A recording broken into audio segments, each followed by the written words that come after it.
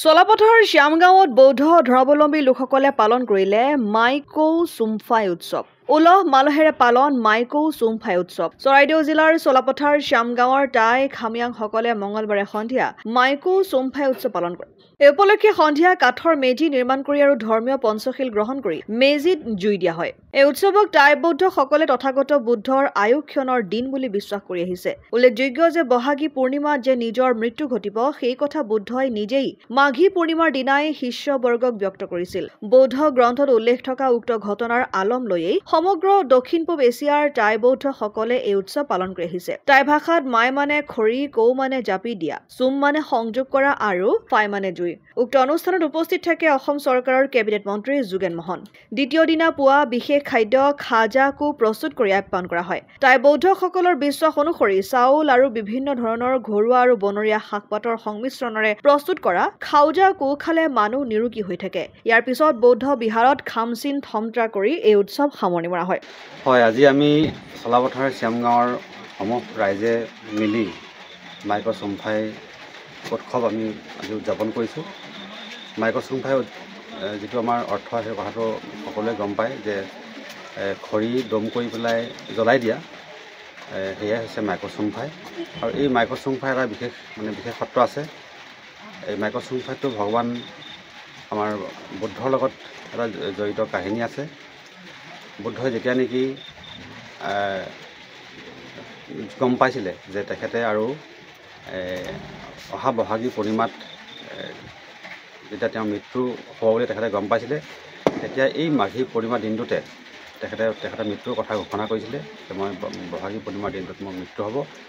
আৰু সেয়েহে ভিক্ষু সংঘই এই আজি মাঘী পূৰ্ণিমাৰ দিনটোৰ পৰা বহাগী পূৰ্ণিমাৰ দিনটো তেখেতৰ মৃত্যু হোৱালৈকে তেখেতক পৰ দি ৰাখিছিলে। তো এয়াই হৈছে মাঘী পূৰ্ণিমা, পবিত্ৰ মাঘী পূৰ্ণিমা। আজি আমাৰ চলাপথাৰ শ্যামগাঁৱৰ সমূহ ৰাইজে মিলি আজি উদযাপন কৰিছে। এয়াই হৈছে মাঘী পূৰ্ণিমা। আজিৰ দিনটো সঁচাকৈ বৰ পবিত্ৰ দিন। মই চলাপথাৰ বৌদ্ধ বিহাৰৰ সমীপত আছোঁ। তাত মাইকৌ চুমফাই উপলক্ষে অনুষ্ঠান আছিল। মই বতৰৰ প্ৰতিকূল অৱস্থা স্বত্বেও আজি যথেষ্ট ৰাইজ গোট খাইছে। এই পবিত্ৰ দিনটোত এই পৰম্পৰাগত এই টাই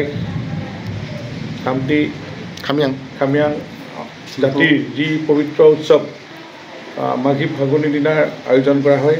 প্ৰতি বছৰে এনেধৰণে এই অনুষ্ঠানটোৱে আমাৰ এই জাতিটোৰ মাজত সদ্ভাৱ সম্প্ৰীতি কঢ়িয়াই আনে আৰু পৰম্পৰা যিখিনি ঐতিহ্য এইখিনি ধৰি ৰখা এইটো এটা অনুষ্ঠান।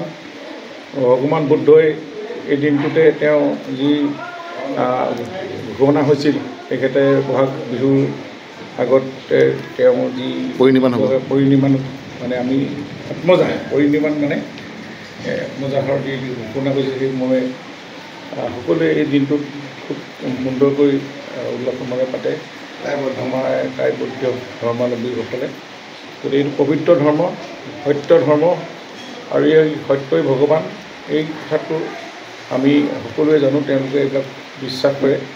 এটা শক্তিশালী আৰু তেওঁলোকৰ মাজত পৰম্পৰা আছে, সংস্কৃতি আছে আৰু উঠি অহা প্ৰজন্মই এইবিলাক শক্তিশালী ৰূপত ধৰি ৰাখিছে আৰু ই হ'ল এই জাতিটোৰ আৰু আগুৱাই নিয়াৰ ক্ষেত্ৰত যথেষ্ট অৰিহণা যোগায়। মই আজি এই দিনটোত সকলোকে শুভেচ্ছা জনালোঁ। আমাৰ আৰু এখন দীঘলী শ্যামগাঁৱৰ তাতো এটা অনুষ্ঠান হৈছে। তাতো ৰাইজক দেখিলোঁ যথেষ্ট উল্লাস মালহেৰে আজি এনেকুৱা প্ৰতিকূল বতৰতো অনুষ্ঠানটো উদযাপন কৰিছে। পুৱা ভাগতেই 5 বজাতেই মেজি জ্বলিব। গতিকে এই মেজিটোৰ পৰম্পৰা, ইয়াত এই অগ্নিয়ে আমাৰ মাজত যি অপয়া অপ্ৰীতি এইবিলাক থাকে নাইকিয়া কৰে, যেনেকৈ আমাৰ মাঘ বিহুত মেজি জ্বলে, সেয়ে এইটো পৰম্পৰা। মই ভাবোঁ আজি এই অঞ্চলবিলাক এনেধৰণে সাংস্কৃতিকভাৱে আগবাঢ়িব, জাতিটোক ভাল পাওক আৰু সকলোৱে সুখে থাকক। ভগৱানে বুদ্ধই কৃপাকৰক য'তে আছে তাৰ পৰাই শক্তি দিয়ক, মই তাকে কামনা কৰিছোঁ। মথুৰাপুৰৰ পৰা ইছলাম আহমেদৰ ৰিপৰ্ট, অসম আদিত্য। NKS হুণ্ডাইলৈ স্বাগতম। নৰ্থ ইষ্টৰ প্ৰথম GDSI 2.0 ফিচাৰ্ছ ডিলাৰ হৈছে NKS হুণ্ডাই। অত্যাধুনিক সা সুবিধাৰে তৈয়াৰী মষ্ট আপডেটেড হুণ্ডাই ডিলাৰ এতিয়া ডিব্ৰুগড়ত।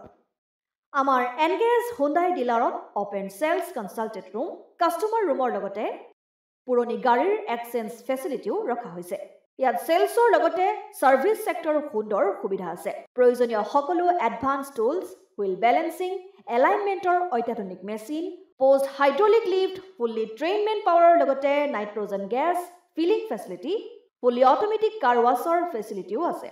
লগতে NKS হুণ্ডাই ডিলাৰে কাষ্টমাৰসকলৰ সুবিধাৰ্থে মোবাইল সাৰ্ভিস ভেনৰো ব্যৱস্থা ৰাখিছে, য'ত হাইড্ৰলিক লিফ্ট, ৱাছিং facility, wheel balancing, tyre pressure check কৰাৰ লগতে বহুখিনি সুবিধাই উপলব্ধ আছে। NKS হুণ্ডাইলৈ আহক আৰু সুবিধাসমূহ গ্ৰহণ কৰক।